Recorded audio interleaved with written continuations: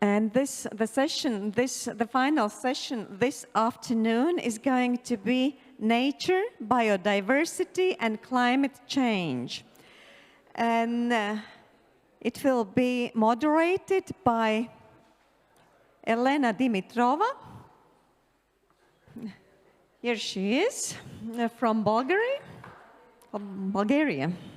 I just came back from Bulgaria on Tuesday night, visited Gabrovo, was a very beautiful place, Eter Museum. Yeah, at open air museum. And Jana Jakobsone, the local person from Kuldīga. And the first speech we are going to have is Climate Change and Natural Disasters, Proposed Mitigation Measures. And the speech will be by Elena Maestro, an architect, emeritus professor of School of Architecture, Technical University of Athens from Greece. Please.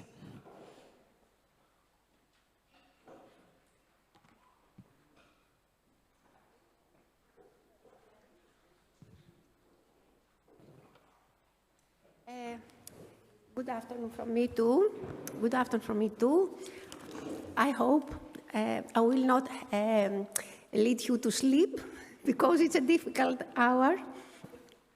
My presentation will refer. No, it's full. May I have it full? Full? Yes. It's full. I must see there, but I cannot see there.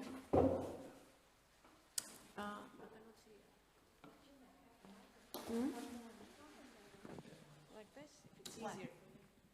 Well, I begin here. My presentation will refer to the impacts of climate change and other natural disasters, but generally of climate change disasters, which have been recorded in Greece on the tangible and intangible cultural heritage of historic towns and historic villages, as well as on their environment, because villages have a very important environment. The studies were carried out as part of the LIFE IP Adapting Greek project that had the title Strengthening the Implementation of Climate Change Adaptation Policy in Greece. I was the scientific responsible of this project. This project was coordinated by the Ministry of Environment and Energy, and its aim is to strengthen the implementation of the national strategy and regional plans for adaptation to climate change. We have this kind of plans in Greece, but cultural heritage is not included enough. As we went on with our work, we were invited to make presentation with all our case studies to the municipalities, to many municipalities. What we first, our pilot project were 5, 2 archaeological sites, Antium Messina and the island of Delos. It is very well known, Delos. The Byzantine Church of Porta Panagia, and 2 UNESCO places, the old town of Corfu, and the Zagorachoria villages. Now, the old town of Corfu, last year I spoke a little about Corfu. Now the study about this village is much completed. It's a World Heritage Site, but it is vulnerable to the impacts of climate change due to its location.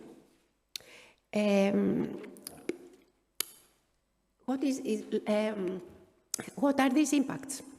Increased hot and dry days, heavy rainfall, marine water turbines, and sea level rise. She has many problems. And all these problems are combined with a difficult urban development and infrastructure challenges that create risks of fire and flooding. And at the same time, the phenomena are worse because of the material of the historic buildings. Well, let us see what happens to the case of Corfu.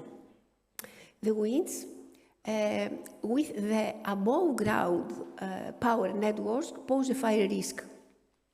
The rainfall, combined with inadequate infrastructure and combined also to the layout of the historic town, because historic town, as you know, it has a very special layout, it causes flooding in certain parts of the city. And at the same time, it does not contribute to the replenishment of water reservoir.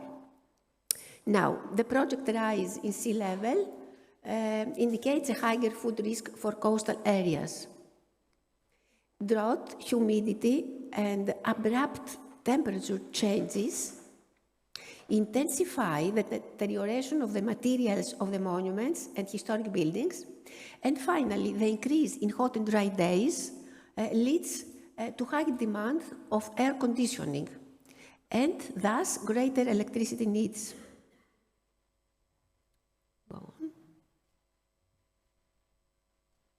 Now, tourism overdevelopment and the functions that support it exceed the city's carrying capacity.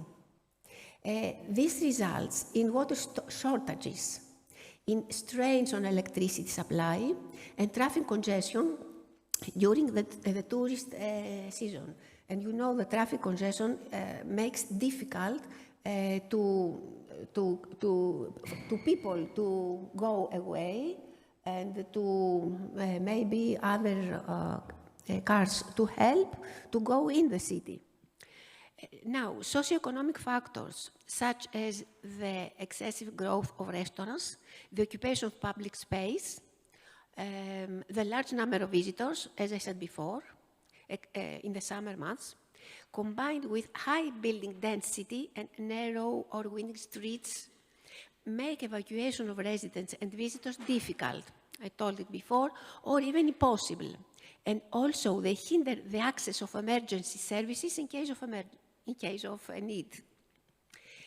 So, you know, these problems may be, all cities, all towns face these problems, but there is not exactly the same because the historic city has these special characters. Now, okay, I go on. The case now of the old town of Corfu, sorry. You must see it. Sorry, you must see it. No?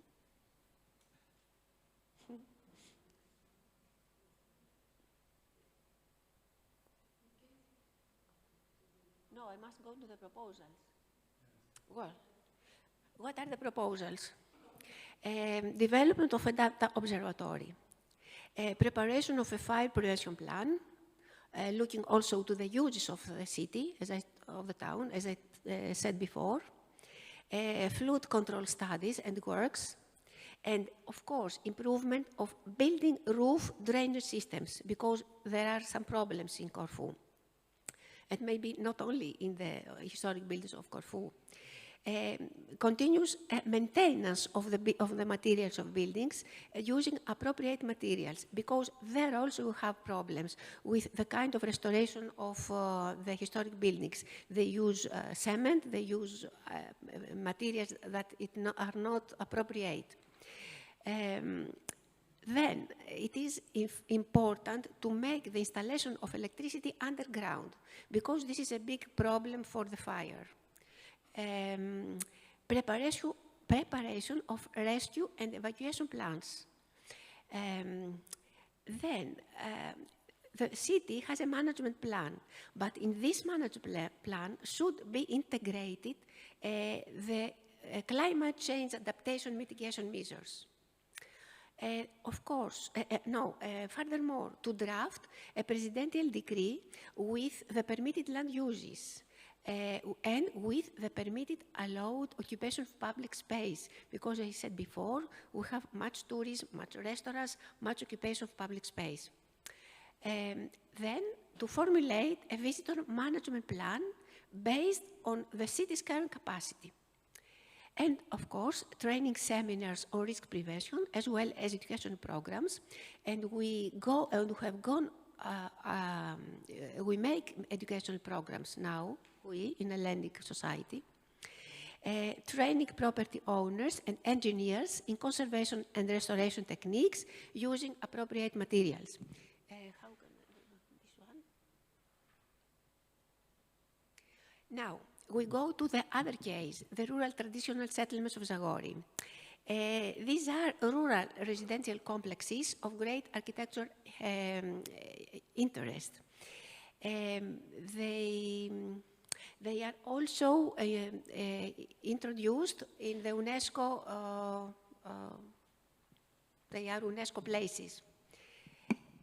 We made a case study for 3 traditional settlements. You see the pictures, some pictures, Cepelevo, Papigo, Dilofo. Their study highlighted the vulnerability of the natural and cultural environment, as well the problems in their socioeconomic characteristics. Let's say some problems. Precipitation through the year with particular intense phenomena from October to March. Low winter temperature. Very high levels of humidity throughout the whole year, except the summer months. Snowfall during winter, autumn, and even spring, with very large snow accumulation in winter. Okay. The study highlighted the vulnerability also of the socioeconomic characteristics, because the intensity or frequency of rainfall create risk of disintegration, landslides, destruction of historic building heritage. The risk of flooding phenomena increases due to the destruction of traditional stone paved paths. This is a problem because they make it cement, so we have not the rain to go inside, and we have flooding. Drought, humidity, and sudden temperature worsen the pathology of the building materials, as we said before in Corfu. Well, what were the proposals? No, the study held well, what are the problems of the socioeconomic characteristics? The intensive weather events, combined with difficulties in the road network, in some cases, made residents' access to official infrastructure and services difficult. So the villages usually lose their inhabitants because it is difficult to go to the very close, bigger city. Climatic conditions affect also the productivity of the primary sector. These villages lose their primary sector. And climate change phenomena threaten local vegetation and biodiversity, which have immediate impacts on the landscape and its ecological continuity. And all these villages have a very special landscape and ecological physiognomy. The proposals, as we said in Corfu, proper maintenance of buildings using appropriate materials. This is very important. Studies and technical works for slope stabilization, because we have this problem also to some of them. Support of primary production. This is especially for the villages. Inclusion of climate change adaptation and impact mitigation measures in local urban planning schemes, because unfortunately these villages have no urban planning scheme. Training seminars of risk preventions for staff, as I said before, and mitigation actions. The proposals developed to mitigate the impacts are the following: development of a data observatory, the same as in Corfu, implementation of fire prevention measures, and for the surrounding forests, flood control studies and works, improvement and supplementation of electrical and mechanical infrastructure, road network improvements. And I am in the general conclusions. The preservation of traditional techniques in buildings and public spaces and the right technological infrastructure reduce the impact of climate change. I think this is very important conclusions from our work. Continuous networking, continuous monitoring of phenomena, appropriate spatial planning at all levels, effective policy, this is all important for us in Greece, public awareness, specific management plans, this is also important for Greece because we have not many. They help to the resilience and to the ability to face the climate conditions. I say again, appropriate spatial planning, effective policy, and public awareness. And finally, the involvement of civil society and cooperation between local, national, and international organizations are key pillars of a holistic approach to adapting historic cities and settlements to the new realities brought by climate change. This is the whole team, and interdisciplinary team, contributors, etc. And thank you.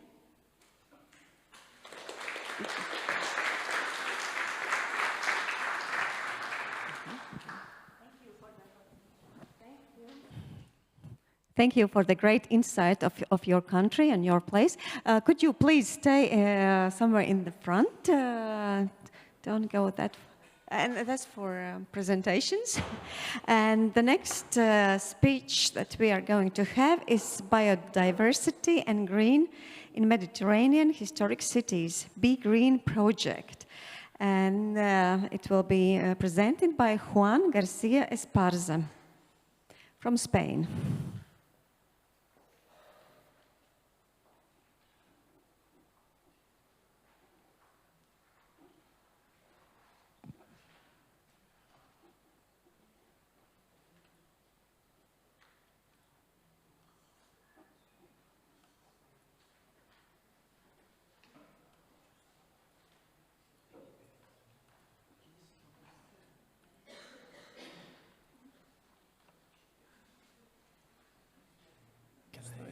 See it here?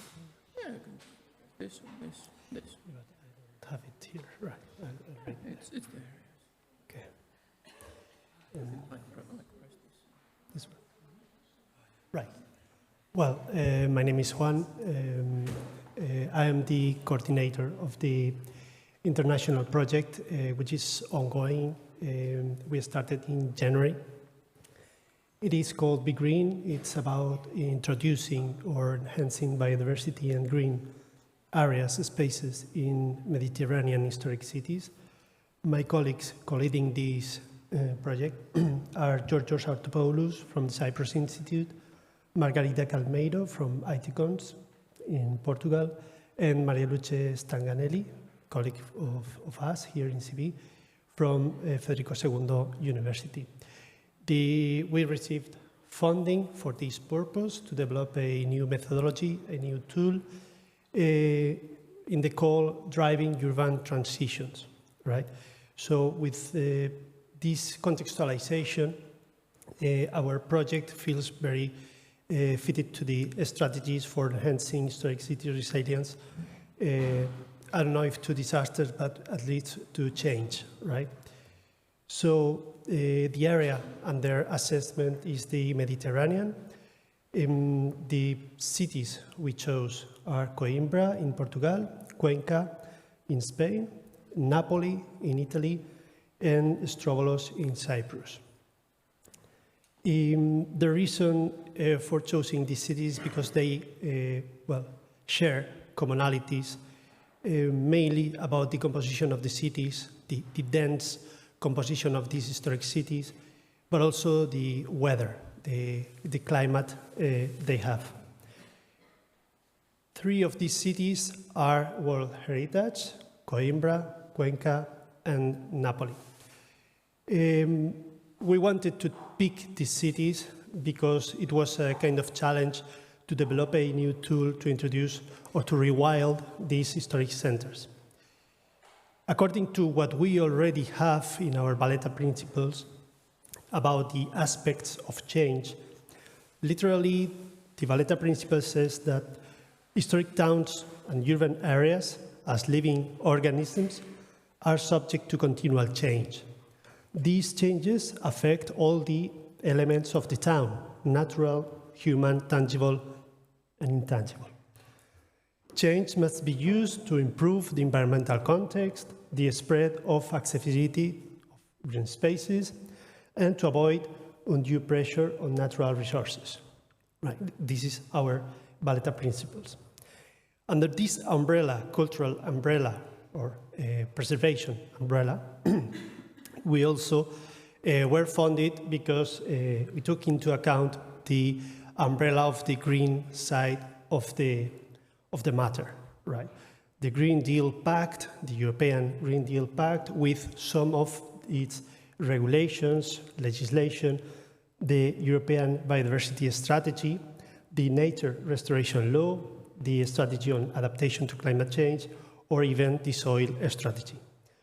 So with this in mind, these two parts of the balance, we understood that there is a current issue, at least in this context, in this Mediterranean context, and it's that historic cities and towns lack green spaces and biodiversity due to, well, several different issues, but particularly maybe over-tourism and wrong restoration criteria, wrong management criteria. Perhaps as the result of absent integrated heritage management plans. So the project, what proposes are basically 4 objectives. On the one hand, to investigate how differences in sites or spaces of the historical city, the historical urban form, and specific habitats within the city influence the presence or absence of biodiversity. Secondly, the project aims to create new proposals for rewilding or renaturalization and biodiversity enhancement in these historic cities that, of course, we want to escalate to other cities. How we will be doing this?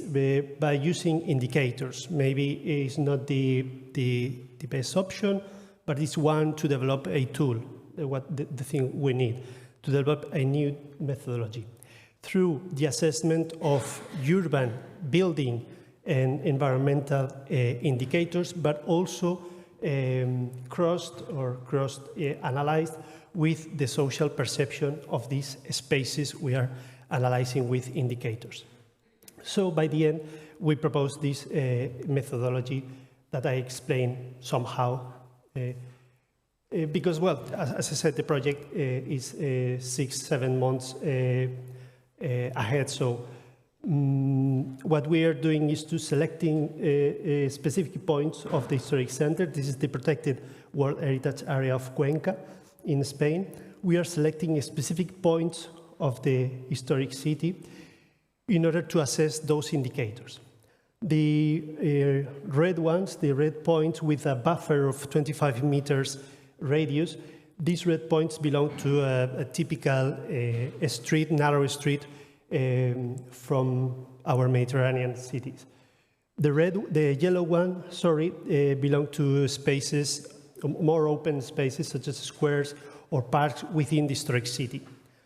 The green ones belong to specific places of the historic city in contact with open green spaces outside the city or touching the historic city.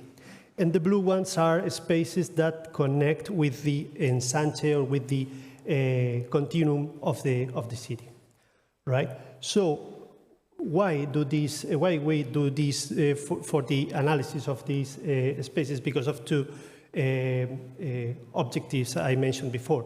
Because we need to know how these spaces behave in terms of biodiversity analysis and how people perceive these places in terms of use and well, in the end, leisure for them, right?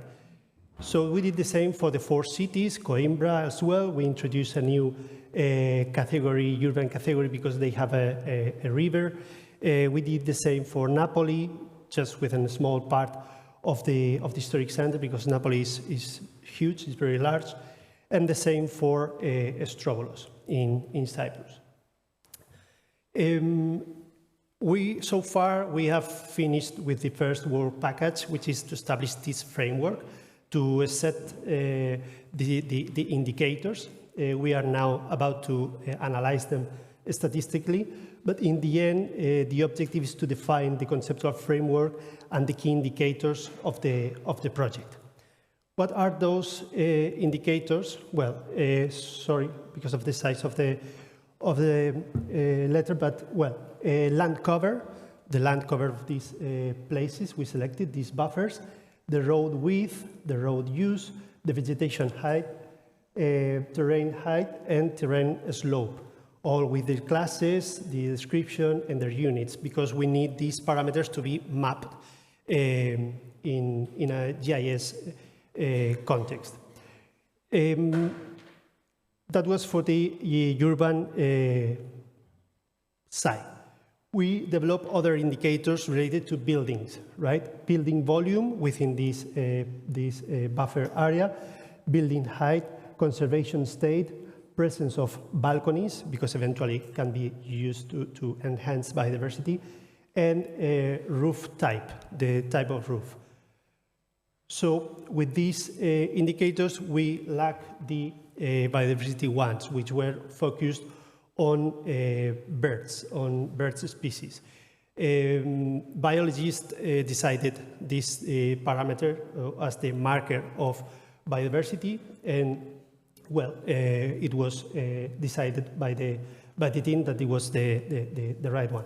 So about the species richness and about the species diversity within the city.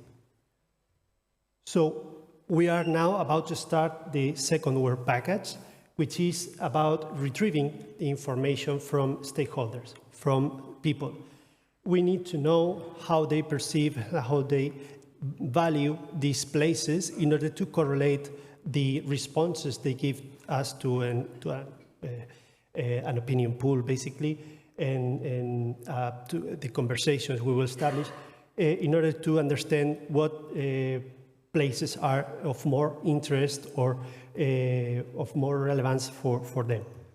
The third work package, which is still ongoing, is the digital platform we are developing in order to analyze all these outputs and in order to manage data.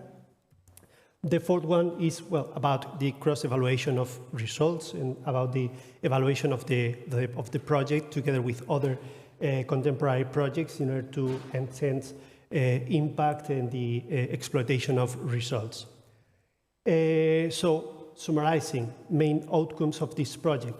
For example, first, the parameter analysis about this urban data and understanding the multidisciplinary approach of the three types of parameters.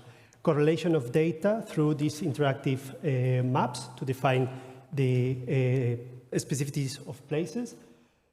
We will be developing a kind of action plan, which is a proposal of measures to be implemented in the cities, for stakeholders or even for managers to understand and know what options they have to improve these specific sites. And then the transfer of knowledge, citizens and researchers co-designing and sharing the research results. I'm finishing. So to sum up, I go back to the Valletta principles when it refers to risk.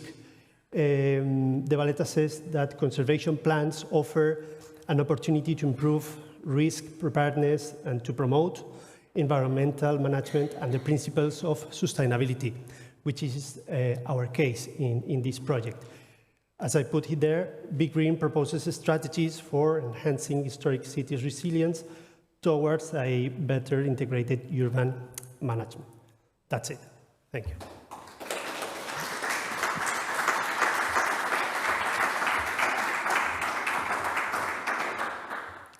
Thank you very much. Thank you very much. There are so many interesting projects going on. And now I would like to invite our last presentation, our last speaker of today. And the topic is heritage-based disaster management. And the speaker is Matthias Ripp from Germany. Thank you so much. I hope you will have some minutes with your attention because we need to talk about an important topic.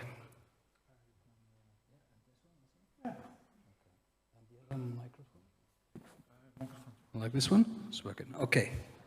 So disaster risk management. First of all, I would like to know, are you interested in any special questions on disaster risk management?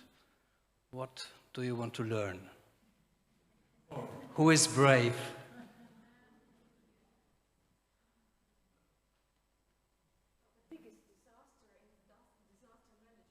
The biggest disaster, what can we do wrong? That's a very good question, and I have hopefully some answers to that. So let's dig a little bit into disaster risk management. First of all, it's important to know that it's better to learn something in the beginning than to learn by a tragedy.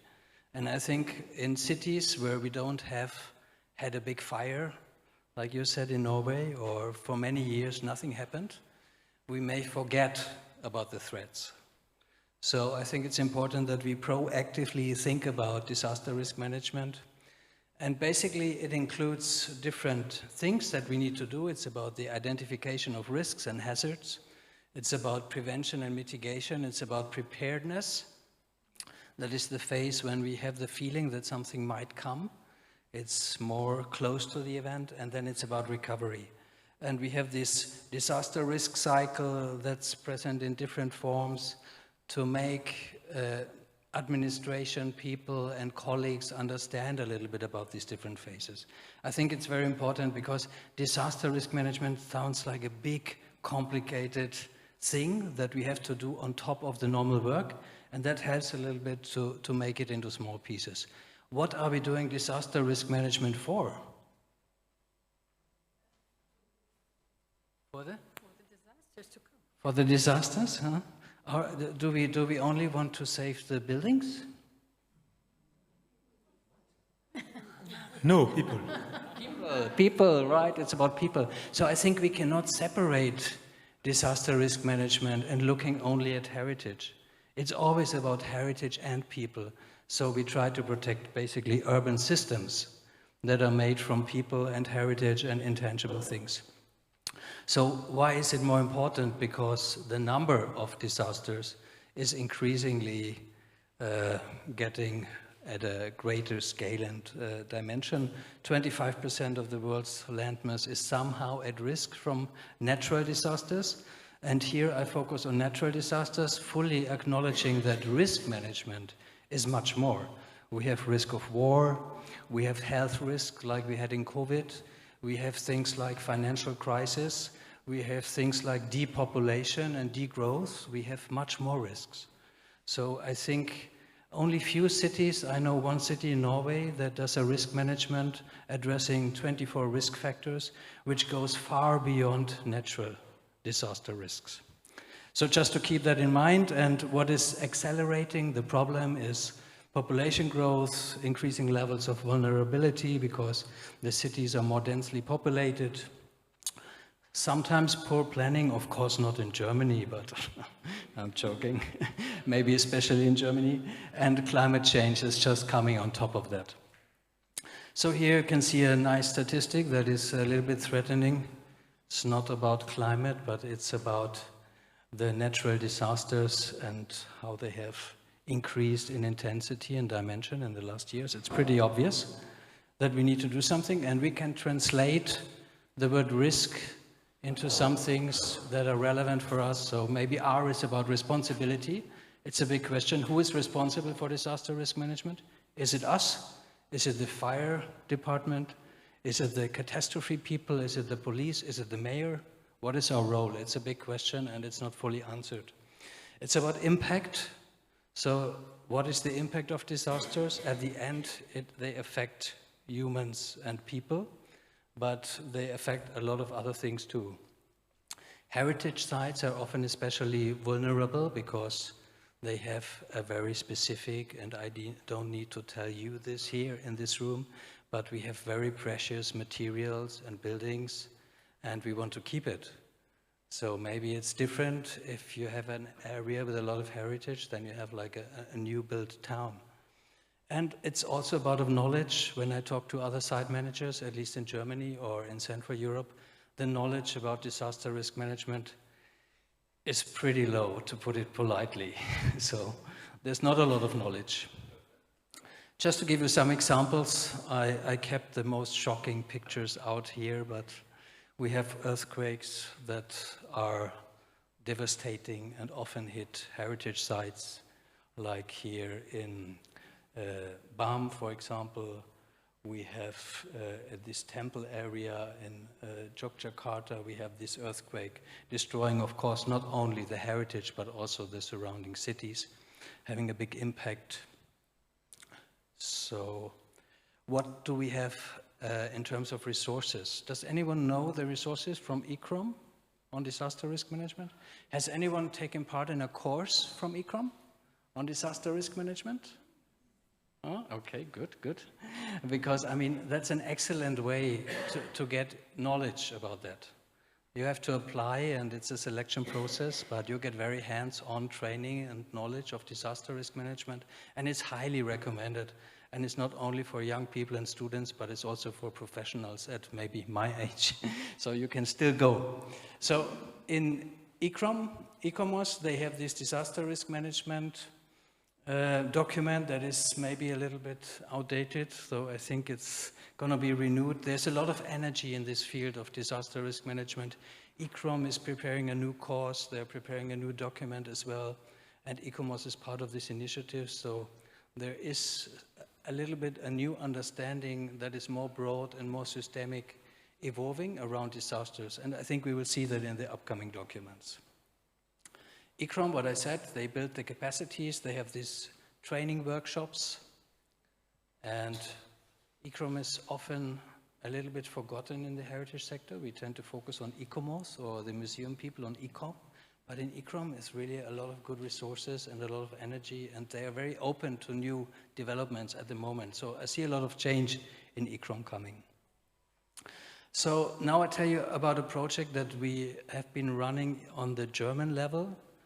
It was a project that was just started last year, and the BBSR is just a part of the urban ministry on the federal level. And the idea was to make risk analysis specifically at heritage cities. So we applied for this project, we got selected, and the idea is, how can we start this process in heritage cities and ensure that the heritage people and the preservation people are on board from the very beginning? Because what we often see in this risk analysis is that very late the preservation colleagues come to the party, and then the role is always to say, no, no, no. And we wanted to change that. So that was the idea. So there's a guidance paper that is also available in English. It's describing the process of disaster risk management in cultural heritage. We are one of the pilot cities, Regensburg, together with 2 other World Heritage sites in one World Heritage Site and 1 non-World Heritage Site in Germany. And the project partners are also the Fraunhofer Institute. You might know there's one Fraunhofer that deals with systems, and they are part of this, and I work a lot with them because everything we need to do in disaster risk management is having a systemic understanding of cultural heritage in the beginning. So why is this project innovative? Because we are really looking at an integrated way to do it. Because if you go to any city and ask who is responsible for disaster risk, and we did that, of course we end up with the fire department. But when there's a fire, the people come to you and ask, okay, what shall we do first? And then somehow we have a role in heritage. And this is why we try to start from the heritage sector. So we try to focus on local action. So basically these 3 cities are testing this guidance paper and give a feedback and refine. And I'll tell you in a minute what didn't went well. So about the biggest disaster and disaster risk management, we have a lot. And the idea is also to link it strongly to all the climate action things that are ongoing in the cities anywhere. Most cities have now a resilience strategy. They have a person who is responsible for climate adaptation. And we try to see it connected. So it's not a separate exercise, but it's integrated in climate adaptation and the things that are already going on. Participation and ownership, we also do a lot with local communities. So we have, for example, we work in a public square where we invited the communities, where we tested some things, and we asked them how do you feel about it. Like in the last presentation that we heard, we used this community-focused approach also here. So in the end, the idea is to have the ownership for the disaster risk management as broad as possible, and not only in one small, tiny part of the city. We also used this, I think I showed it last year, and maybe some of you know there have been 3 big Horizon projects on resilience. One was the Shelter project, the other one was the Arch project, and the third one was called Hyperion, and they all published a lot of useful documents. This one looks complicated, but I like to use it to educate about the different phases they use for prevention, preparedness, response, and recovery and build back better. And that really helps when you talk with politicians and decision makers, because in each of the different phases, also heritage has a different role. In the prevention phase, maybe it can also be a resource and something to learn from. Think about traditional material that we use and that help. In the preparedness phase, it's maybe about selection. In the response phase, it's more about protection. And in recovery and build back better, we are in the area that we talked before, how much change is possible. Do we need to have it 100% authentic, following the NARA principles?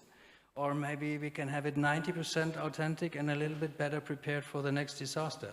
I mean, these are questions that are coming up. So in this Shelter project, they also worked not only on sudden disasters like earthquakes, but also as slowly arriving disasters. COVID, I'm not sure, was it slow or fast? Depends how it hit you, but at least we saw it a little bit coming. It was not like an earthquake or a thunderstorm or like the heavy rain that is sweeping away everything. So it's also about the time dimension, about the risk factors. So in Regensburg, what we try to do is, first of all, we mapped all the different risks. We found in our case, we want to work with 2 risks that are the most potentially impactful. It's basically heavy rain in a short period of time and flooding, because we have the river Danube, and every year, at least 1 or 2 times, it's just coming out of its bed. And that's causing a lot of problem. We also wanted to create a local network for disaster risk management. So the idea was that all the people at least know who is responsible, what materials do we have, where are maps, just create this body of knowledge because it's not there. And the third thing is we also want to integrate it in our updated World Heritage Management Plan. Why? Because UNESCO has bothered us so much with the question in the last periodic reporting, where there have been 25 or something questions about disaster risk management, and all the site managers could only answer, what is it? We don't know, we have no idea. So I think it's highly relevant for the World Heritage Management Plans as well, and there's not a good blueprint how to do it.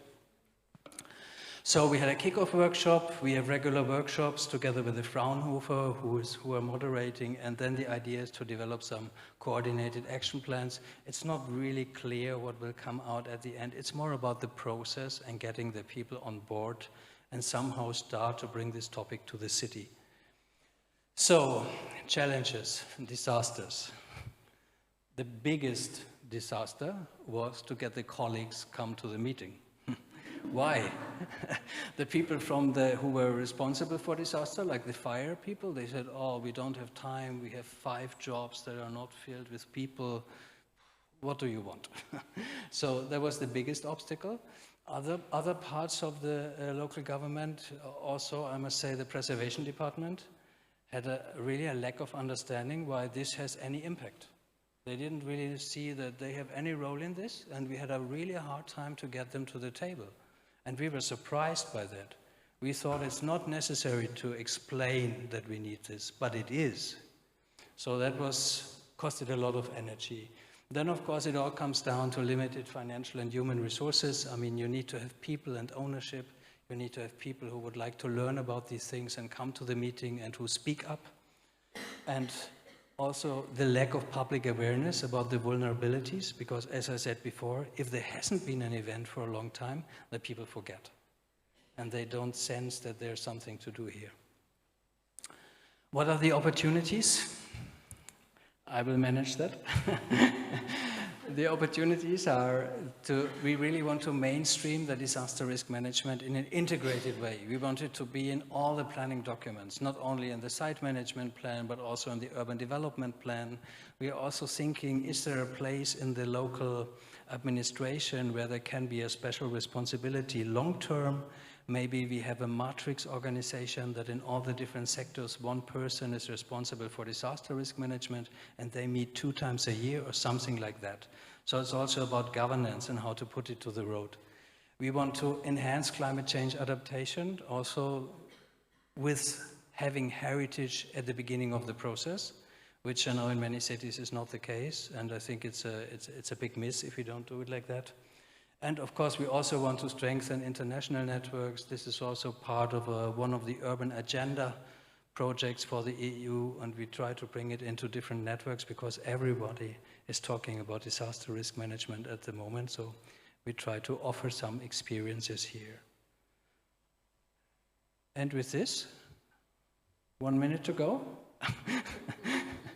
Disaster risk management ensures that World Heritage Sites remain resilient, vibrant, and meaningful for generations to come. It's not a choice, it's a responsibility, and it is our responsibility. So thank you so much, and here's some further reading. Thank you.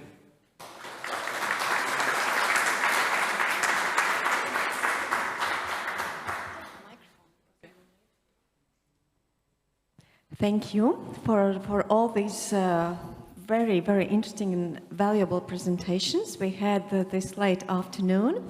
And now, the moderators, please, you might have some questions. Yes. Thank you very much for your presentations, which were quite diverse in one way, but in other ways very common. And our session is about climate change and natural disasters, proposed mitigation measures.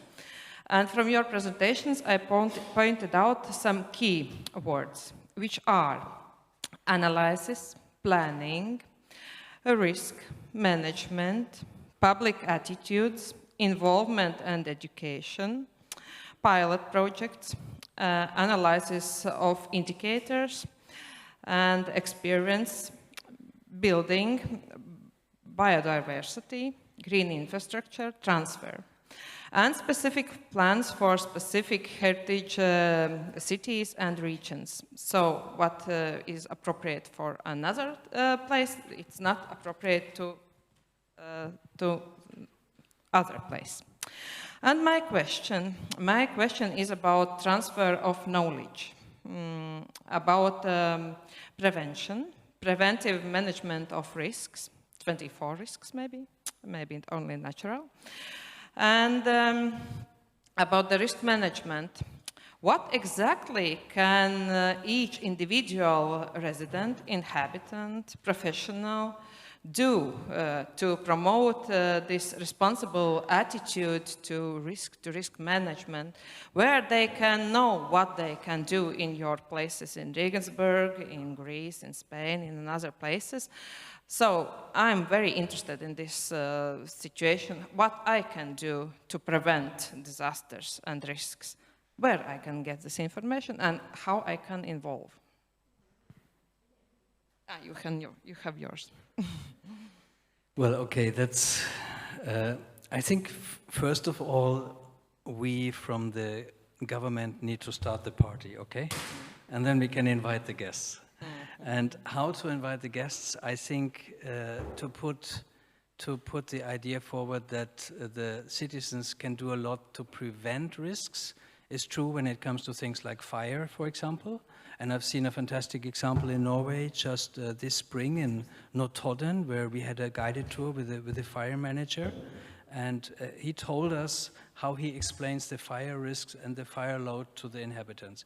This is one example, very hands-on. I saw last year in Canada at the bus stop, huge advertisement, what house owners can do to safeguard their house when they have heavy rain. And there's a lot they can do. But it's an extra step to reach out to the citizens and educate them. And I think a lot of things have to do with also adaptation and safeguarding with special risk. But I think we need to start the process. It's too much to ask from the citizens to form a group and promote disaster risk management. I don't believe in this. Yeah, I do agree with Matthias. Cities are the key element to start to engine this process. But there is also a task for us, maybe academics, or to make people be critical about their environment, their surroundings, the problems they face. And with that in mind, as Elena said, awareness is key. Knowledge is something that goes ahead for any, I don't know, change, for any kind of possible resilience, change, adaptation. So in my opinion, citizens are key, but there is someone, institutions that have the role to aware them and to make them critical about the eventual problems. Knowledge, education, I don't know. Yes, of course I agree. I think that the state is the first responsible, because it's the state that decides the heights of the buildings, how big buildings we have, and if we have enough gardens all around our buildings. These are the law coming from the state. So, because I see from our country, state is the first responsible. After that, people must learn that they must keep their gardens and don't make all the cement, because this is something they like very much to do it clear. And of course, to prevent the gas and everything is responsible for a fire. That is, I think. Yes, thank you very much. It was very clear that first comes the state, the municipality, the site manager, and when we have all the plans together, only then we can communicate to inhabitants, not like invite them to react in not managed way, I would say. So I will give the floor to you. Thank you.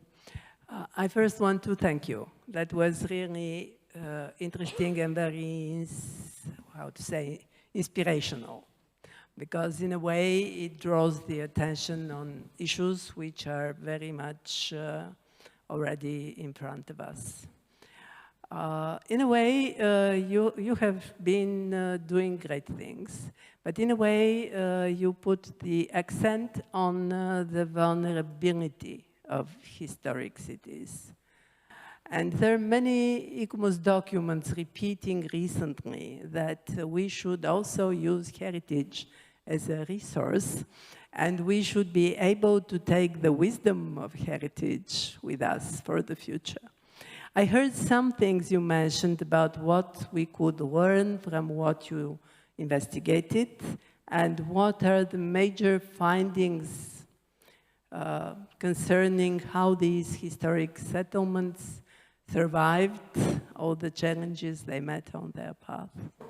And then a second question, because I agree that education is very important. Have you put an effort in communicating with universities and integrating this knowledge into the programs? Yeah, I heard about many workshops and other things with experts, but I believe as early as possible is the best way to make experts, future experts, think about this and be ready to take action. Thanks. Okay, two questions. That's a lot, but I try my best, okay? So first of all, heritage is a resource. I mean, this is my mantra. The first one is heritage is a system, but the second is heritage is a resource. We had already 2015 an article where we examined how heritage can contribute to resilience and what are the qualities. For example, repairability of traditional materials, the multi-use of historic buildings where each room usually has different functions, so it's much easier to reuse than any modern building. But there's not a lot of conceptual work to really understand these resilience qualities. It's used often as a phrase, but when you look behind, it's hard. We are making one special issue of a journal called Built Heritage with Tongji University, where we look especially in what can we learn from traditional architecture to the cooling. So we look to Iran, to India, and we look at principles, because I think heritage has a lot to offer, and I wish ICOMOS would more jump this train and collect this knowledge on a global level and bring it to the architects.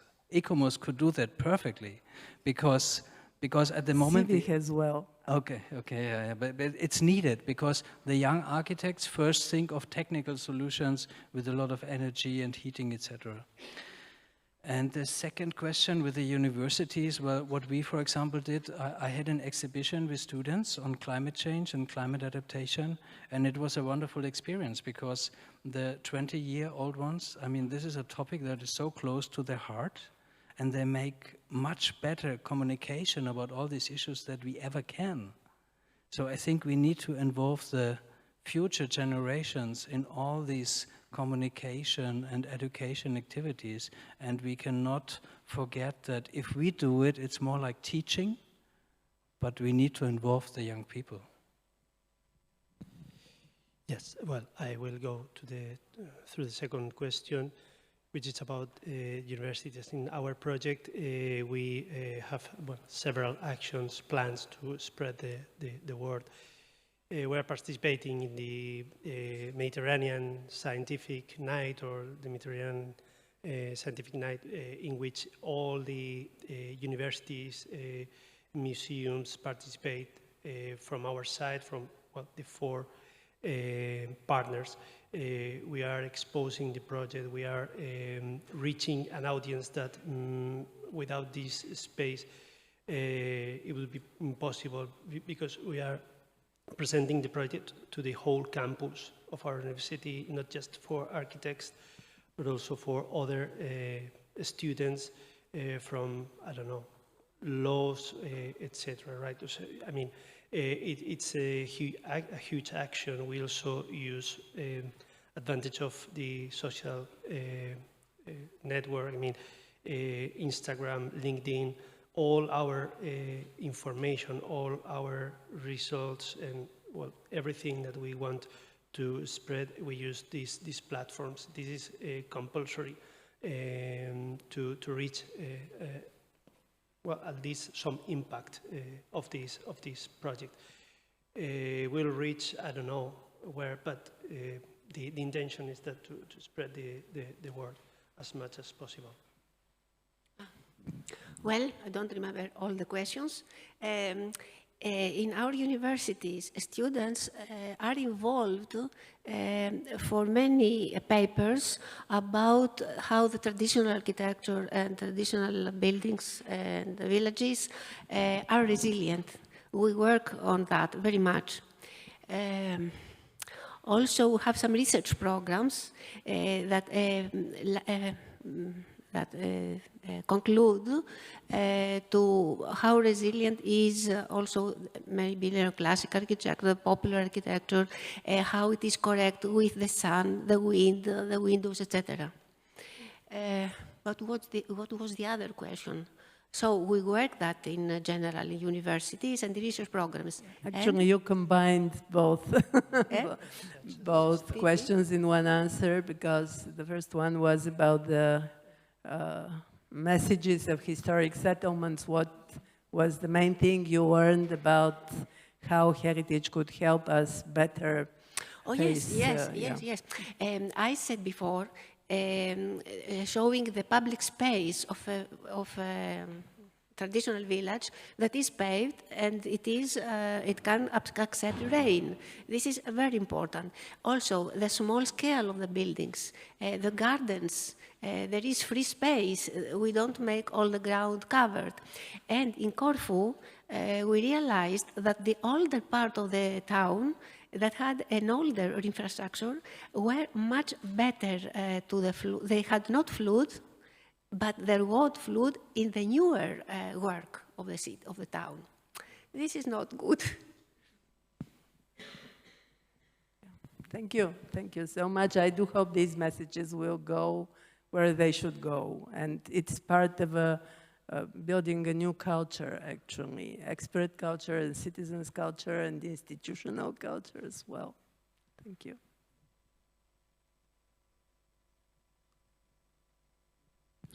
Yes, colleagues, maybe you have some questions about the topic and presentations we have heard.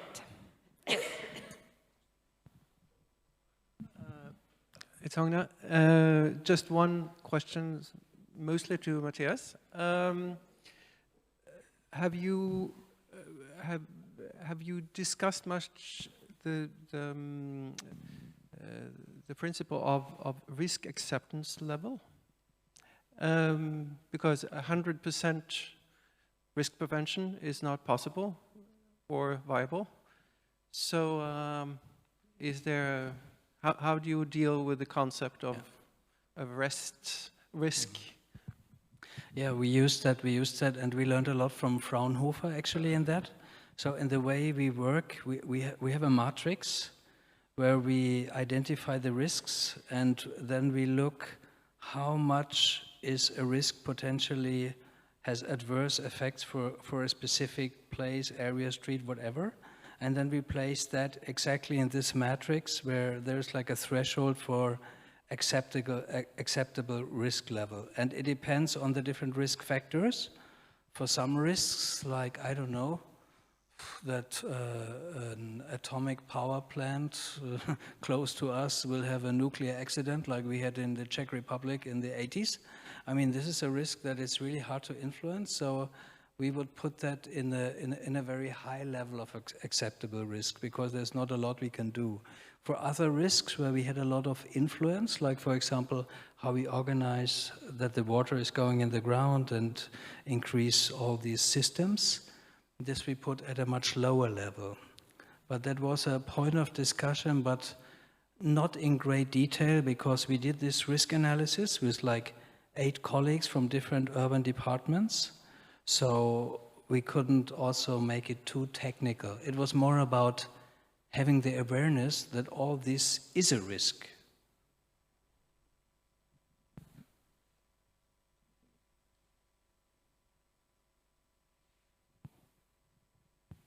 Okay, any other questions?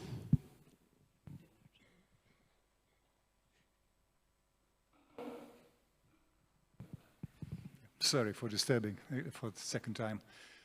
2 speakers. The one who spoke from on the behalf of Mediterranean cities and German cities, both mentioned that possibly restoration concepts or methodologies could be relevant in the context of the changing climate.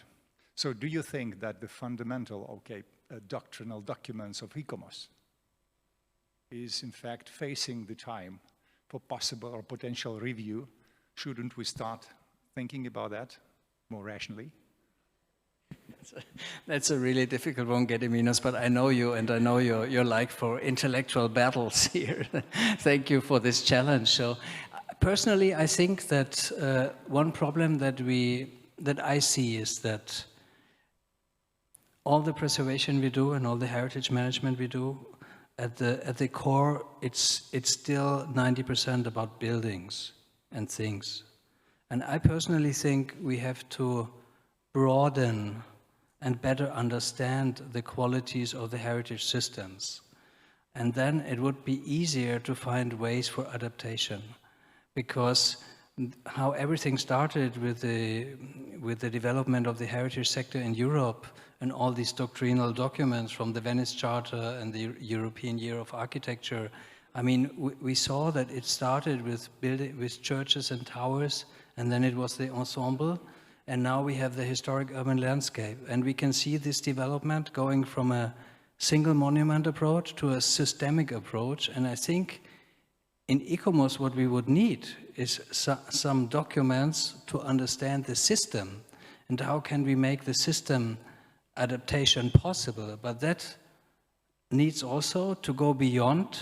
We always look at the single buildings, and this is our most important element. And I know that for a lot of people this is very uncomfortable, because we used to work with individual buildings and we used to work with material and wooden windows, etc.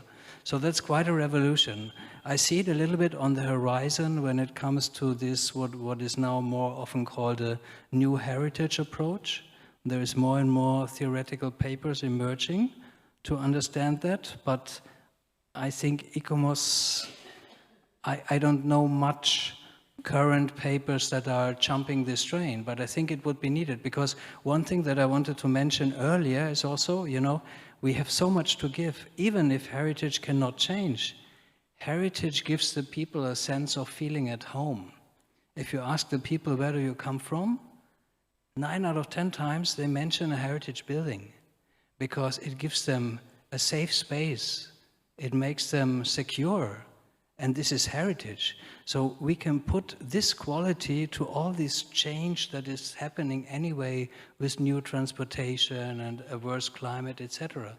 But I think also we are a little bit too stuck in this we have to save narrative. We must also rediscover the resource qualities and these intangible, soft, psychological, social, emotional qualities. They are seriously underdeveloped. There are not a lot of papers from social science about this. You know, I think we need more of this. I think it's a big question. But I think if ICOMOS wants to make something like that, it could make something in general, not guidelines, general thoughts, because we must think that we have very different geographical, we are in very geographical differences, geographical impact and climate, so we cannot do something that covers all of us. It must be Mediterranean, it must for North Europe, it must be Asian, etc. This is a big job. Yes, well, I would mention something. I mean, we are in an epoch where we are understanding heritage as a system, as a resource in which, well, our mindset is changing about the concept. Things are evolving.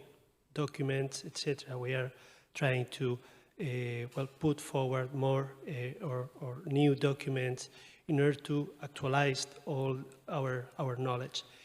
For me, heritage is a biological system. I mean, it's something that, well, once it's created, evolves, and perhaps it dies or it gets renewed. But it's a biological system. We are a biological system. It's ecology. We are talking about ecology. We are species, birds, humans. What we create is evolving and may die or may be preserved, but it's a biological process for me, from my side. So it's necessary that things evolve or change, or I don't know, change. I would say. I don't know.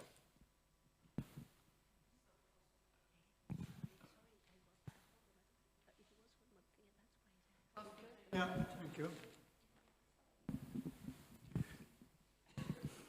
Thank you. And Eleni, what you said about the differences is also my opinion. It's very hard if you like the system, but a system for the world, it's for me incredible. I'm working, as you know, about Heretopolis, about the problems of heritage in metropolises, and we published a survey, and this survey was very interesting about different problems, but one of our steering committee members from Italy, she says, it's so different in Africa and in Europe. The heritage policy has been very much influenced by Europe, Eurocentric approach, you know. But now Asia and Africa are much more important for the world, because there's an increase also in people. Africa has now 1 billion people, and in 20 years, 2 billion. And I think it's a really, big question to look about the differences in the world. And we are in steering committee of Heretopolis are now heading for a second survey, but we knew about the problems, and we have also a problem with the addresses of such a survey, because in the first one it was easy. We went to the universities and asked the people who are PhD students who work on these heritage problems in these metropolises like Shanghai, like Rio, Sao Paulo, like Beijing. We even did not think of one city in Germany, because but at least Berlin would be one. Okay, and we wrote a report about this, David Simon from the University of Holloway and me, and now we want to look in a second survey, and we have the problems if we write to the cities, who can answer. So you know about the difficulties if different departments try to do it. So, but nevertheless, we have to do it. Yeah, I mean, I would agree partially. Of course, heritage is special and the context is different. But then we need to take the effort to go to a more abstract level, to what ICOMOS always did. We have the Valletta principles heard. We have the NARA document of authenticity. We had one Venice Charter that was universal. So ICOMOS always worked in this way, despite knowing that heritage is different in every context. I think it's not a contradiction. It's about a systemic understanding, and it's about developing categories and principles on that level. And I think there it is possible. And then it's still possible to have different context and very special heritage. So I think it's not a contradiction. Thank you. Sophia has the last question. And yeah.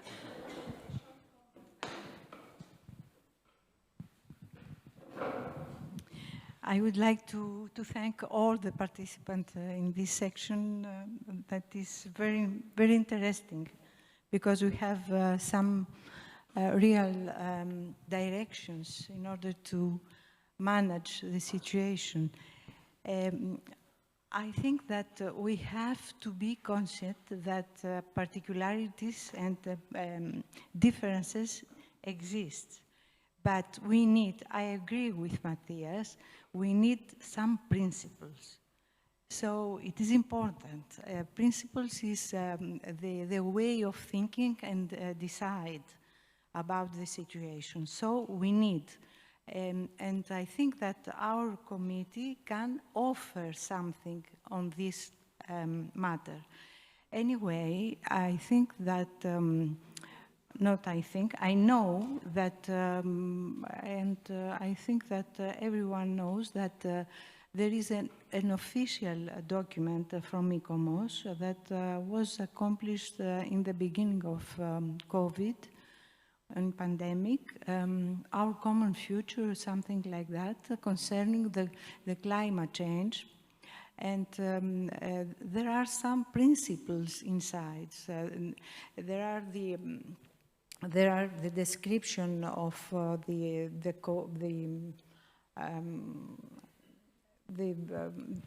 the causes of this situation, and how we have to think about the management of all this situation. That's it. Excuse me. Thank you.